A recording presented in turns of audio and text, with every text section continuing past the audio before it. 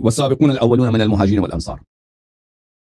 ये वाला जो आया है ये सिर्फ साबिकून अव्वलून के लिए। ये कह रहे थे कि सब सहाबा जो हैं जन्नती हैं, सब सहाबा अच्छे हैं, अल्लाह ने कुरान में शहादत दी। ये आया वो नहीं कह रहा, ये साबिकून अव्वलीन के लिए और जो उनके इत्तिबा करें क़यामत तक, यानी सहाबा से इसका ताल्लुक ही नहीं है। क़यामत तक आने वाले लोग जितने लोग इत्तिबा करेंगे साबिकून अव्वलीन के, अल्लाह उनसे राजी है, वो जन्नत में, ठीक है। वो साबिकून अव्वलीन कौन है अलग बहस है, लेकिन ये खुद नहीं कहते कि सब सहाबा साबिकून अव्वलून है, ये खुद नहीं कहते।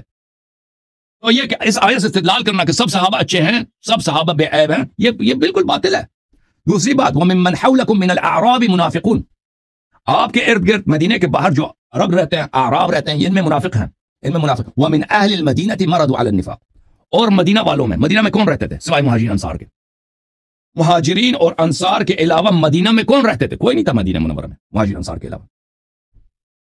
ला तअलमुहुम नहनु नअलमुहुम, आप उनको नहीं जानते, हम जानते हैं। यानी इनका मरद